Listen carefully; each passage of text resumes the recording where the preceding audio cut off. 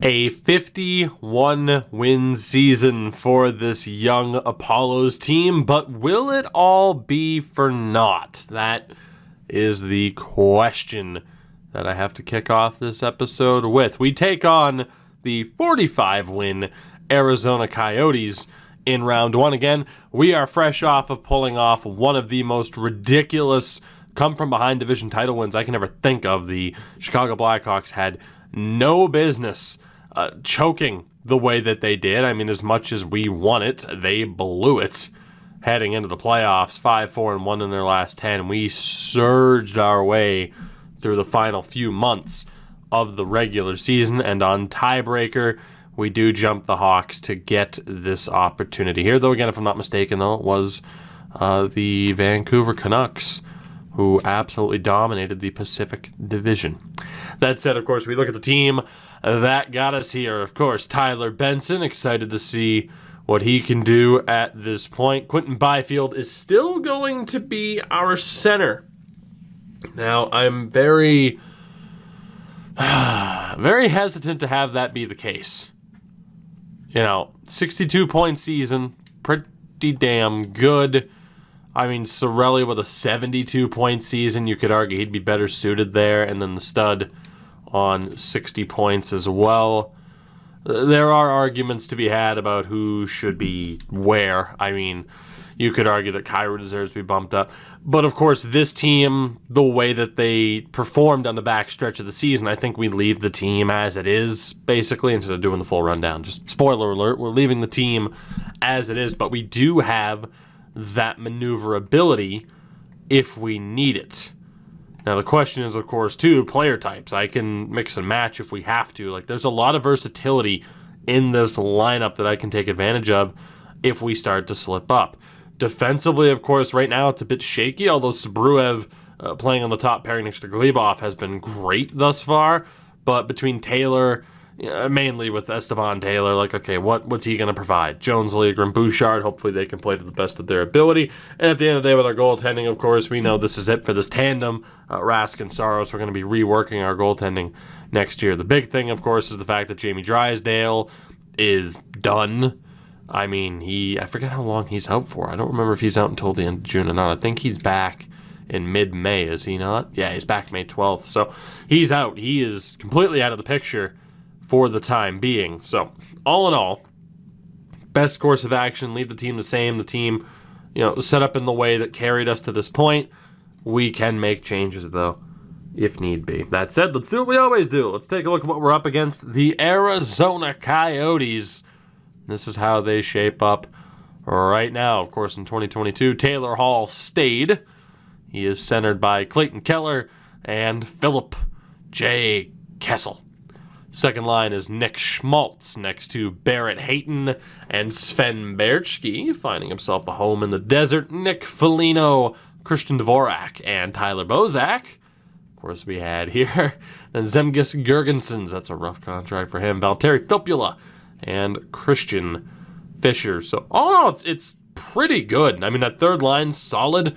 The second line, Berchke's offensively probably a bit better than an 83. He just doesn't have the physicality to boost up that overall, but underrated player for sure offensively.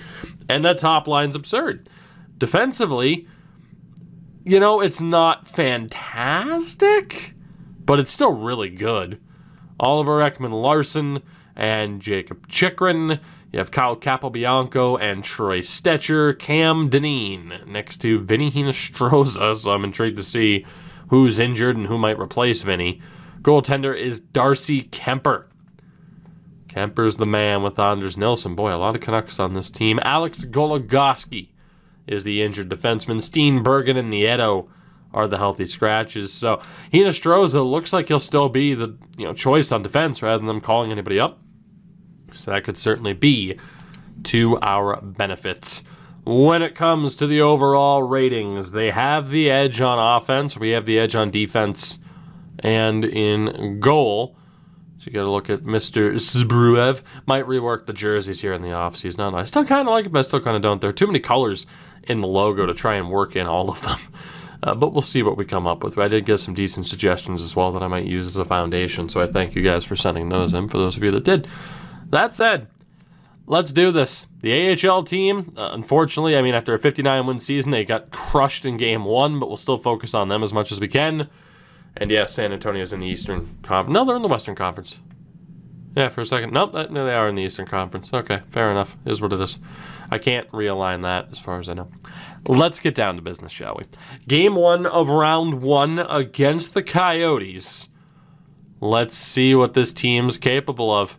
We know they can find a regular season success, but postseason success is an entirely different story.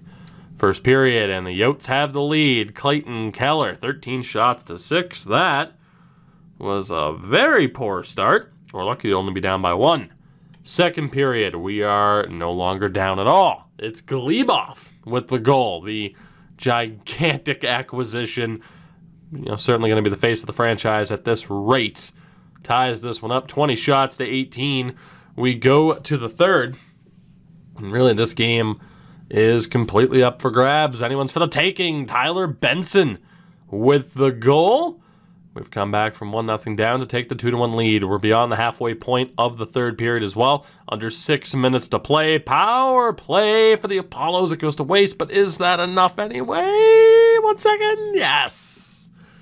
What a victory for this young team.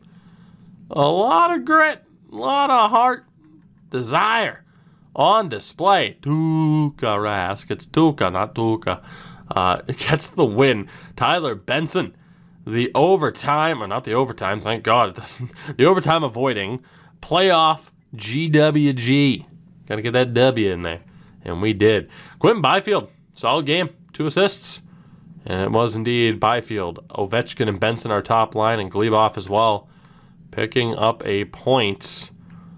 Very happy with that. Again, the offense is a little bit more quiet than I was hoping for, but hey, a win is a win. And we will gladly take it as Nicholas Lindback is back. Easy for me to say. I'm a wordsmith, We'll go best lines in the AHL and do what we always do. Brandon Peary. Brandon. Good old Brandon. Let's get Mr. Myers back in there. And for Carter Verhaeghe, we'll see Emlyn Yamelin into the lineup. And do we need to take out Barbario? Barbario. Nope, we don't. We have Sam Moore in there. Barberg, there we go. So Barberg, Soderstrom, Barbario, Heinola. I'm good with that. Piernes with Radish. Looking good. Game number 2. Can we keep up our winning ways? Let's find out. Again, still feeling pretty good about this. Let's see how it goes down. First period, decent start for both sides. Jordan Kyrou on the power play with 25 seconds left, though. Sven Berchke is able to tie this game. 15 shots to 7, so a bit disappointing that we weren't able to hold the lead. But again, Sven Berchke gonna do? What's Sven Berchke gonna do? Second period. Goodness gracious, the goals. Peyton Krebs on the power play. Anthony Cirelli makes it 3-1. Bozak makes it 3-2. Dahlman 4-2, Kyrou 5-2, Kyle Capobianco makes it 5-3. A huge 4-goal period for the Apollos. We go to the third up by 2, still looking good on home ice here. Let's see how this goes down. Power play chance goes to waste, but it kills off some valuable time. Halfway through the third, still up by a pair. Can we hold on? As opposed to being up by a strawberry, I suppose. 2 minutes to go. The Houston Apollos successfully defend home ice. We have a 2-0 series lead on the Coyotes. Great games for Kyrou, Krebs, and Vesalainen, all rocking 3 points on the night. Very happy with that indeed. Offensively, what are you going to do? The fourth line, Bouchard and Taylor on the ice for one of the goals. Tuukka wasn't phenomenal, but he didn't need to be. The offense was there to support him as the world turns. Stanislav Glebov goes down to a concussion. Our top defenseman, the highest rated player on our team, goes down to an injury until the end of April. And with that, we are put into a very difficult situation with Drysdale and Glebov both out. Do we rely on Jazz Hands Martinez? Or do we give Piernez the opportunity? I'm going with our guys. So I'm sorry to Mr. Martinez, but I'm going for our guys here. Piernez is going to get the call-up. That is a huge move. But Timo gets the call-up. And we're going to have to split up Jones, Liljegren, and Bouchard. And figure out who plays where. I feel the best about Liljegren, by the way. So what we're going to do... Actually, is Piernez? Yeah, Piernez is a two-way. So we're going to have Piernez replace Liljegren. And then Liljegren will pick up Glebov's role, within the team. Feel a bit better about that. So Liljegren is going to be our top guy. And I think... What is the best way to do this? We could have 3 lefties, 3 righties. I'm going to do that. So Piernez, Bouchard. Could argue Piernez would be best as a DFD. I know Taylor is a DFD. What do we got for line combos here? Spruev, Liljegren, Jones, Taylor, Piernez, Bouchard. It works. It's not amazing, but it works. Sam Morin will slot in defensively next to Mr. Radish. Although, if I can be serious for a minute, there we go. All right, injuries aplenty for this young team that, hey, cool, we made the playoffs. Not really expected to win. We are now without our big defensive acquisition, heading to Arizona for Game 3. Big chance for some of our young defensemen to prove themselves early on in their careers. First period, good start for the Apollos. Benson and the stud. 16 shots to 5. Tyler Benson, man. God, what a player. What a player. I hope in real life he pans out too. He's just one of those players that I'm like, I like this guy. I don't know why, but I'm rooting for Tyler Benson to be next to Connor McDavid at some point and to just crush it. Second period, and that is a bad time. Berchke, Hayton, and OEL, the latter 2 goals on the power play. A 2-0 lead turns into a 3-2 deficit.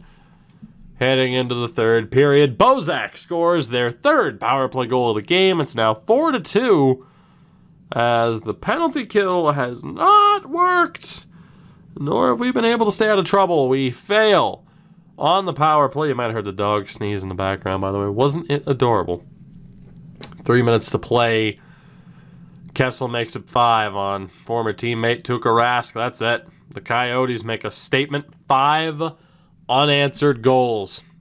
A hat trick of assists for one Taylor Hall. And that is not what we were looking for. Liljegren, Spruev did not work. And Tuukka Rask was abysmal. We were victimized on the Coyotes' power play. And that could be problematic. Somehow, some way, our team is in the AHL now has a 2-1 lead despite the changes to their lineup. 2 straight wins for them. As we get ready for a very important 4th game.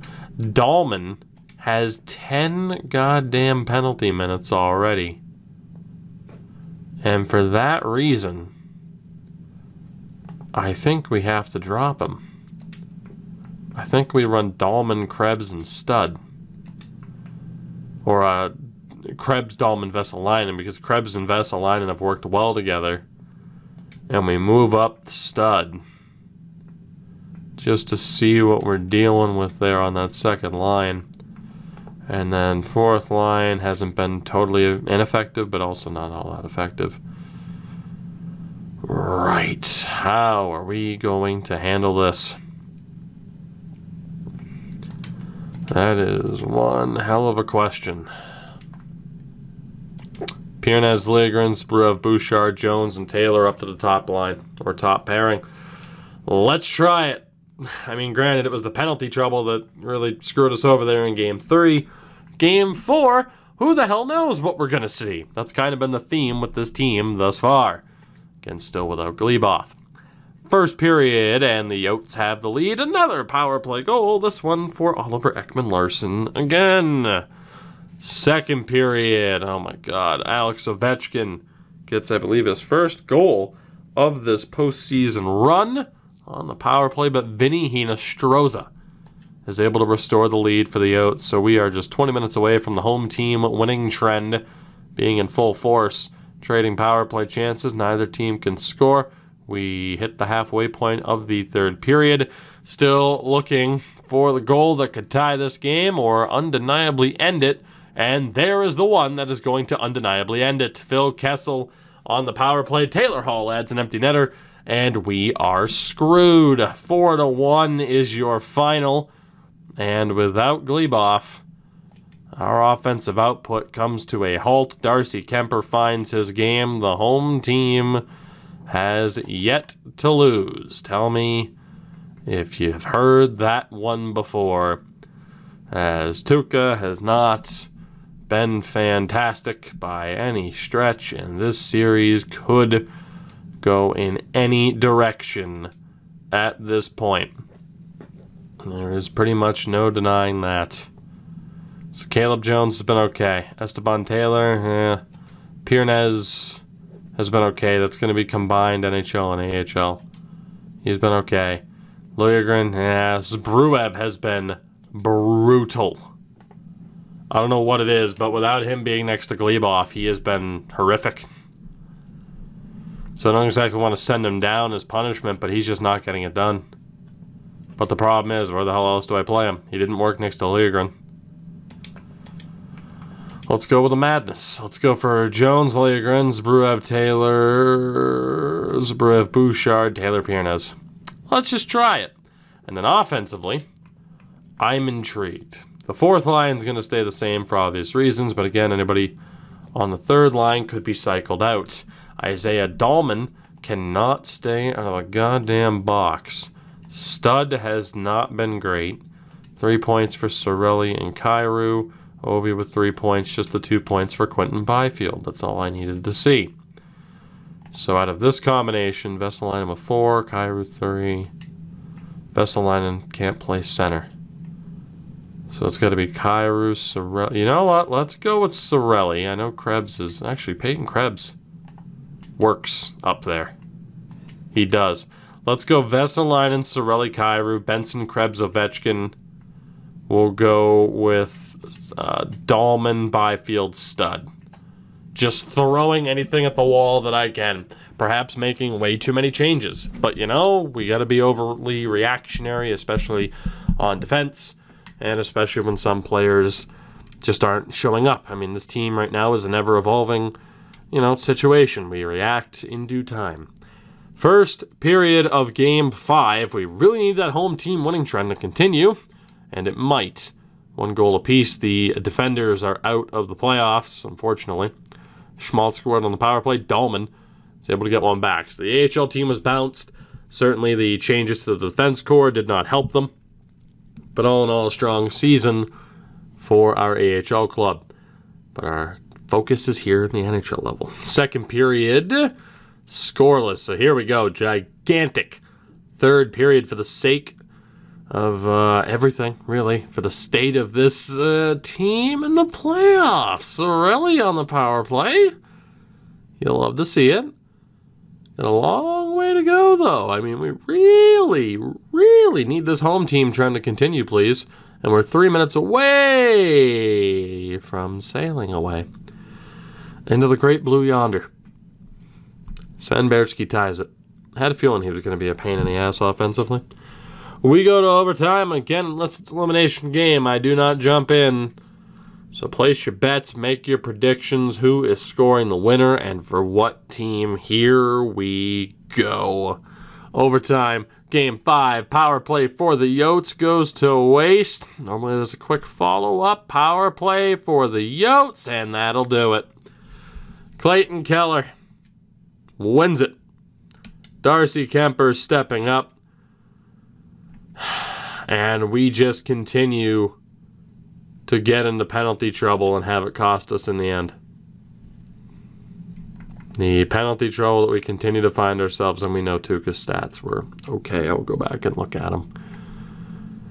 921's relatively solid. Just the team in front of him couldn't get the goals. Penalties from Vesalainen, Cirelli, Byfield, and Perlini. 3 penalties in that overtime in under 7 minutes. It's unacceptable. The lack of discipline right now is killing us. Absolutely killing us here, unfortunately. So we go to game 6. And unless we can tighten up our game in terms of discipline, we are absolutely screwed. So just looking here, I mean, defensively, no one's really taking penalties, but this defense isn't clicking. Sabruev's been brutal. I mean, Liljegren and Bouchard aren't going to be dropped, but I'm bringing in some veteran help here. I'm bringing in some veteran help, even though, oh boy, even though things aren't tremendous. Sabruev and Taylor are done for now. Martinez is going to be in, as is Darren Radish. I'm going to give them a chance. They can be unhappy all they want. Play better. It's pretty simple. It's pretty simple. Play better. You wouldn't have to worry about it. When it comes to the forwards, I'll sort them out in a second, because we got some changes to contemplate. So Liljegren hasn't been great. Apparently Martinez, when he's played, hasn't been great. Nor has Bouchard. Radish wasn't great in the playoffs. So again, I think we're going to break up Bouchard, Liljegren, and Jones. Seems like a decent option. This is certainly going to be one of those moments where I get called out for over course correcting, but it's going to be Jones, Radish, Martinez, Liljegren, Pirnez, Bouchard. Forward-wise, now this is going to be the interesting one now. Mr. Watson will take a seat for the moment for Mr. Krause. I am going to reunite the fourth line as they were. Perlini's only taken 4 penalty minutes. Krause has surprisingly stayed out of the box. Dahlman's going to sit. He's done. He cannot stay out of the box. And then Benson, he's risking it, but Isaiah Dahlman's taking a seat. Not that Perlini or Benson have been amazing, but I am definitely sitting Dahlman. So, hate to say it, he's a key player for us, but his inexperience right now, he cannot stay out of the box. Henridius, Kravtsov, or Dawes, and we are going to call upon the cheat code known as Vitaly Kravtsov to see what happens here. That is going to piss off Dahlman, and I simply don't care. You can get a chance next year, buddy. Maybe don't choke it away. Pretty simple. So Dahlman and Joy not playing because their season is over. And again, Mr. Watson. Love to see you play, but it's not going to happen. You're going to take a seat for Lawson Krause. Not that that fourth line has been amazing. Is Watson a decent natural center? He's not. That's kind of the problem. I mean, our season's on the line here. So, again, we got to kind of throw anything at the wall that we can right now for the sake of staying alive. So, in terms of looking at this team, I don't really know, because Dahlman can't play. Sarainen, we know, is a grinder. Sarainen can take faceoffs. Fun fact. Fun fact. Sarainen could take draws. So, Mr. Watson, you're going to be taking a seat. And I am going to side with Lawson Krause over Max Jones. You don't have to send them down and ruin their morale. I don't care. We have a prospect factory. I don't care about hurting feelings. I care about results. That's what I care about. So, Matty Sarainen, was it? You're going to get the opportunity here, bud, between Perlini and Krause. Although, actually, I was tempted to put in Watson over. You know, Watson, actually, Lawson, I don't mind you, but you've struggled a bit. Or at least you haven't brought much to the table. So I hate to tell you, Lawson, but you're going to go down here, and we're going to call up Mr. Watson. I know what you're thinking. Call up the Henridius, and the Henridius may indeed get an opportunity. I just don't know when. So I'll make that change, and then let's go over this way. Right wing, Mr. Watson. So we'll put Perlini on the left. So then from here, it's pretty much down to who's actually played well. Vesalainen has the 4 points and a -1. So I'm going to put Vesalainen ahead of Kyrou. Kravtsov pretty much goes straight to the top line. Krebs, 4 points. Krebs is still looking pretty good too. I'm pretty happy with his numbers. Sorelli, I'm going to basically call him a 3. So, I mean, Vesalainen. I think Sorelli will be ahead of Kyrou, but below Krebs and Vesalainen. Byfield, basically call him a 3, the way it kind of evens out there. So we'll put him with Sorelli. Ovi. Hate to say it, Ovi, but you haven't been as good as I've needed you to be. Stud. Probably. I mean, yeah, it's still just not where I'd want you to be. So Kyrou, I'd say it would be like at a 1 if you combine like points and plus minus. Sorelli at a 3, Stud's at a 2, Ovi's at a 3, Byfield's at a 3. So we'll see who works to break up that top line. And then forward for Benson, problem is he's taking penalties, right? So I want him down a line. So I think our potential winning combination here, I need a playmaker, right? Or at least a two-way. So if I do that, that doesn't work. It's got to be Stud. Okay. So this is going to be crazy as hell. But our team's going to be Vesalainen, Krebs, Kravtsov, Benson, Stud, Ovechkin, Byfield, Sorelli, Kyrou, Perlini, Sarainen, Watson. The defense is set as well. We need to win 2 games in a row. Is this just overdoing the Lions to death? Maybe. But it's been interesting to see who delivers in the postseason and who hasn't thus far. Oh, well, how can they deliver? You're changing up the lines. Just deliver. Just put up points. Sven Baertschi's doing it. First period of Game 6. Our season is on the line. Let's see how this goes. And the answer is horribly. 2 goals for Oliver Ekman-Larsson. One of them on the power play because we cannot stop a penalty. Oh, you didn't change up the penalty kill. It's not going to make a difference, is it? I mean, technically it would have been slightly changed up. We changed some of the personnel. Second period, our season's done. Austin Watson scored. But, yeah, we're done. Without Glebov, we just got ripped apart. 4 unanswered wins. Yeah, it's done. 6-1 final. 4 unanswered wins for the Arizona Coyotes. All in all, a good season for this young team. For sure, a good season for this young team, but inevitably we just got spanked in the playoffs. 2-0 in that series, and then we just got ripped to shreds. Oh boy, nobody over 4 points. I mean, Sorelli, Benson, Krebs, and Vesalainen really did kind of step up, but defensively, obviously, people had trouble. Kravtsov wasn't exactly a cheat code as I would have preferred, but yeah, without Glebov, the fact that Glebov only played 2 games and was tied in points, like Liljegren, Bouchard, Jones, they let us down big time. And Tuukka let us down big time as well. Team just didn't play like themselves once they got to the postseason. They just completely crumbled under the pressure. Averaging the lowest amount of goals for, and I'd presume the most amount of goals against, 4th most amount of goals against. Vancouver's on the verge of being eliminated. 18% on the power play, which was down there. You had some teams not get scored on. Our penalty kill was at 55%. 8 goals on 18 attempts.